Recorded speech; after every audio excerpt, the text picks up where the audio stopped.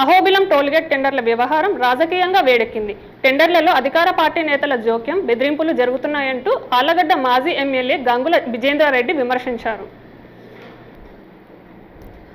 ఆళ్లగడ్డ మాజీ ఎమ్మెల్యే గంగుల విజేంద్రారెడ్డి నంద్యాల పట్టణంలోని ఇంద్రప్రస్థ హోటల్ నందు విలేకరుల సమావేశం మంగళవారం నిర్వహించారు. అహోబిలం టోల్గేట్ వ్యవహారంలో అధికార పార్టీ నేతలు జోక్యం చేసుకుని బెదిరింపులకు, అక్రమాలకు పాల్పడుతున్నారని ఘాటైన విమర్శలు చేశారు. ఈ సంఘటనపై రాష్ట్ర సీఎం చంద్రబాబు జోక్యం చేసుకుని విచారణ జరపాలని డిమాండ్ చేశారు. అహోబిలం టోల్గేట్ టెండర్లలో ఎమ్మెల్యే భూమా అఖిలప్రియ వర్గీయులు బెదిరింపులకు, దౌర్జన్యాలకు పాల్పడుతున్నారని ఆరోపించారు. అహోబిలం దేవస్థానంలో గాని, అహోబిలం గ్రామంలో గాని ఏ విధంగా అక్రమాలు జరుగుతున్నాయి, ఏ విధంగా ఈరోజు అధికార పార్టీలో ఉన్న ఎమ్మెల్యే ఏ విధంగా దోచుక తింటున్నారో అక్కడ సంపదని, ఏదైతే దేవాలయానికి రావాల్సిన ఆదాయాలు కావచ్చు, గ్రామానికి రావాల్సిన ఆదాయాలు కావచ్చు, అవన్నీ కూడా వీళ్ళు అడ్డేసి ఏ విధంగా దోచుకు తింటున్నారు అనే దాని మీద నేను ఒక ప్రెస్ మీట్ పెట్టడం జరిగింది నిన్న ఆళ్లగడ్డలో.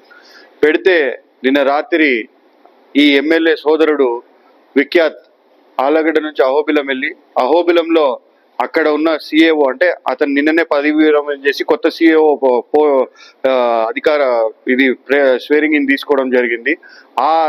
అక్కడికి వెళ్ళి అతను ఏదో జుట్టు దొంగతనం చేస్తున్నాడు, దాంట్లో ఏదో నేను వాళ్ళని ఎన్నికేసుకొస్తున్నాను అని చెప్పి మాట్లాడడం జరిగింది. అహోబిలం టోల్ గేట్లు అంటే అది గ్రామ పంచాయతీకి సంబంధించిన టోల్ గేట్లు గతంలో 40 లక్షలు 45 లక్షలు పోయిన రోజున 150 రూపాయలు వసూలు చేస్తుంటే ఆ రోజు మీరే ప్రతిపక్షంలో ఉండి అక్కడికి మీడియాను వెంటేసుకొని వెళ్ళి గగ్గోలు పెట్టారు. 150 రూపాయలు వసూలు చేస్తున్నారు, భక్తులకు ఎంత ఇబ్బంది అవుతుంది, అదవుతుంది ఇదవుతుంది, మేము అధికారంలోకి వస్తే టోల్ గేటే లేకుండా చేస్తామని. ఈ రోజు మీ అండదండలతో మీ అధికారాన్ని అడ్డు పెట్టుకొని కొన్ని అధికార వ్యవస్థల్ని అడ్డుపెట్టి ప్రజలను అక్కడ భయభ్రాంతులకు గురి చేసి టెండర్లకు రాకుండా 25 లక్షలకి మీరు ఈరోజు టెండర్ పాడుకున్నప్పుడు టోల్ గేట్ విలువ ఎంత ఉండాలో 100 రూపాయల కంటే ఎక్కువ వసూలు చేయకూడదు. అలాంటిది నేనేం చెప్పాను, ఈరోజు గ్రామ పంచాయతీకి కూడా అదనంగా బెనిఫిట్ జరిగే విధంగా నా కార్యకర్తలతో కానీ, నాకు సంబంధించిన వ్యక్తులతో కానీ అహోబిలంలో అదే టోల్ గేట్ ని 40 లక్షలకి లేకపోతే 50 లక్షలకి పాడించి 100 రూపాయలు వసూలు చేపిస్తాము. ఆ విధంగా గ్రామ పంచాయతీకి కూడా ఆదాయం వస్తుంది, అదే విధంగా భక్తుల మీద కూడా భారం తగ్గుతుంది. దానికి మీరు సిద్ధమా అని అడగడం జరిగింది. ఈ సంవత్సరం అడిగినా, గత సంవత్సరం కూడా అడిగినా. అది పక్కన పెట్టేసి ఈ చౌకబారు వ్యాఖ్యలు అనమాట. నిన్న వీళ్ళు పోయి ఏదో అడ్డుకున్నారు, ఏదో అక్కడ అక్రమం అన్యాయం జరిగిపోతుంటే దాన్ని అడ్డుకొని దాన్ని ఏదో వీళ్ళు ఏదో హీరోయిక్ గా ఇది చేసినారని చెప్పి చూపించుకోవాలని ట్రై చేసినారు. 2024లో టోల్గేట్ టెండర్ల ద్వారా అహోబిలం మఠానికి 50 లక్షలు ఆదాయం వచ్చిందని, అయితే కూటమి ప్రభుత్వం అధికారంలోకి వచ్చిన తర్వాత టెండర్ ఆదాయం సగానికి సగం పడిపోయిందని ఆవేదన వ్యక్తం చేశారు. అధికార పార్టీ నేతల తీరు వలన అహోబిలం గ్రామ పంచాయతీకి మరియు మఠంకు భారీ నష్టం జరుగుతుందని ఆగ్రహం వ్యక్తం చేశారు. టెండర్లు వేయడానికి వచ్చిన వారిని బెదిరింపులకు గురి చేసినట్లు ఆగ్రహం వ్యక్తం చేశారు.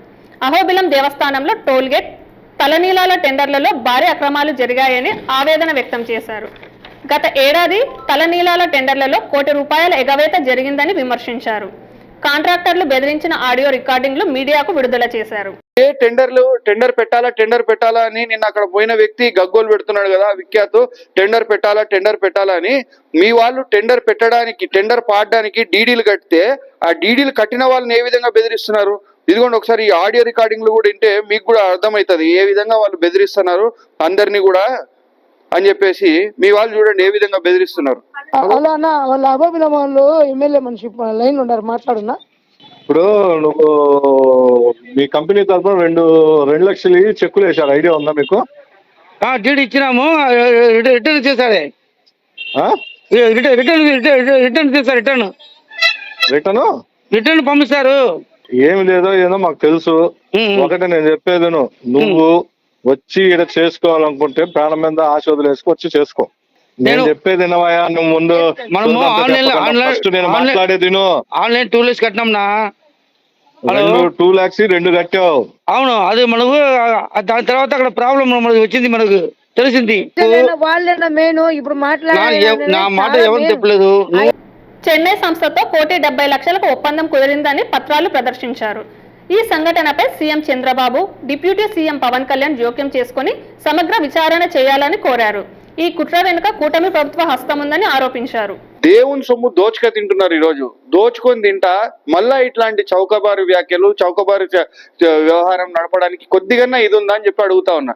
ఈ రోజు నేను అడిగిన దానికి టోల్ గేట్ల గురించి సమాధానం చెప్పకుండా ఏదో హ్యూమన్ ఎయిర్ టెండర్, అది కూడా మీరు టెండర్ ని జరగనివ్వడంలే. టెండర్ జరగాలంటే ఈ విధంగా కాంట్రాక్టర్లను బెదిరించి ఎవరు కూడా కాంట్రాక్ట్లకి టెండర్ వేయడానికి రాకుండా భయపడించుకొని మీరు ఈ రోజు దాన్ని మీరు చెప్పిన ధర కొట్టేయాలా, దేవాలయానికి వచ్చే ఆదాయానికి గండి కొట్టాలని చెప్పి ప్రయత్నం చేస్తా.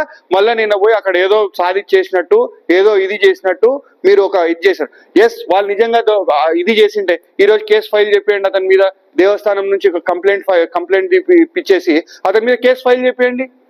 అతను తప్పు చేసింటే చేస్తారు కదా దేవస్థానం కూడా. దేవస్థానం చూస్తా ఊరుకోదు కదా, మఠం ఊరుకోదు కదా. ఈ రోజు మఠానికి పోయింది ఎండోమెంట్ నుంచి అంటున్నారు. ఈ రోజు మంత్రాలయము మఠం హ్యాండ్ ఓవర్ లో ఎంత బ్రహ్మాండంగా డెవలప్ అయింది. ఎందుకు అహోబిలం డెవలప్ కాలేకపోతుంది? ఈ రోజు కేవలం మీరు చేస్తున్న అరాచకాలు, అవినీతి అందరికి ప్రజలందరికీ తెలుసు.